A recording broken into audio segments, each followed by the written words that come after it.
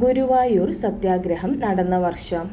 A 1921, B 1924, C 1930, D 1931. Guruvayur സത്യാഗ്രഹം നടന്ന വർഷം.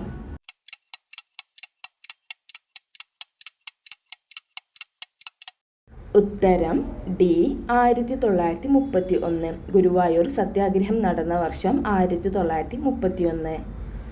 ഗാന്ധിജി ഇന്ത്യയിൽ നേതൃത്വപരമായ പങ്കുവഹിച്ച ആദ്യത്തെ സമരം ഏത്? എ ചമ്പാരൻ സത്യാഗ്രഹം, ബി അഹമ്മദാബാദ് കോട്ടമിൽ സമരം, ഡി നിസ്സഹകരണ സമരം, ഡി ഇവയൊന്നുമല്ല. ഗാന്ധിജി ഇന്ത്യയിൽ നേതൃത്വപരമായ പങ്കുവഹിച്ച ആദ്യത്തെ സമരം ഏത്?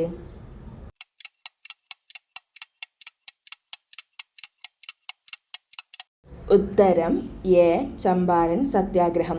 ഗാന്ധിജി ഇന്ത്യയിൽ നേതൃത്വപരമായ പങ്കുവഹിച്ച ആദ്യത്തെ സമരം ചമ്പാരൻ സത്യാഗ്രഹം.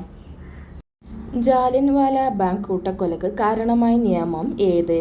എ ശോഷത ഭൂനികുതി നിയമം, ബി ദത്തവകാശ നിരോധന നിയമം, സി റൗലത്ത് നിയമം, ഡി ഇവയൊന്നുമല്ല. ജാലിയൻവാല ബാഗ് കൂട്ടക്കൊലക്ക് കാരണമായ നിയമം ഏത്?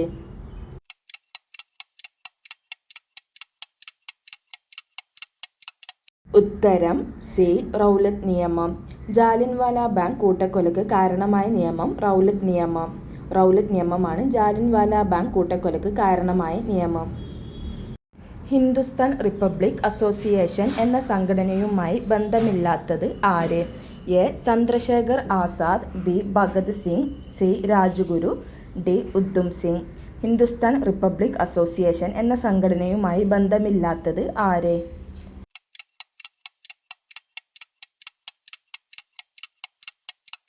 ഉത്തരം ഡി ഉദ്ധം സിംഗ്.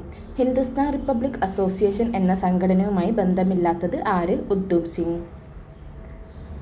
ഇന്ത്യയിൽ ഭരണഘടനാ പരിഷ്കാരം വരുത്തുന്നത് ചർച്ച ചെയ്യുന്നതിന് വിളിച്ചു ചേർത്തതാണ് വട്ടമേശ സമ്മേളനങ്ങൾ. എല്ലാ വട്ടമേശ സമ്മേളനങ്ങളിലും പങ്കെടുത്ത വ്യക്തി ആര്? A Gandhiji, B Ambedkar, C Dadabhai Naoroji, D Nehru.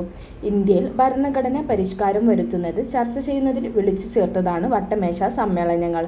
എല്ലാ വട്ടമേശ സമ്മേളനങ്ങളിലും പങ്കെടുത്ത വ്യക്തി ആര്?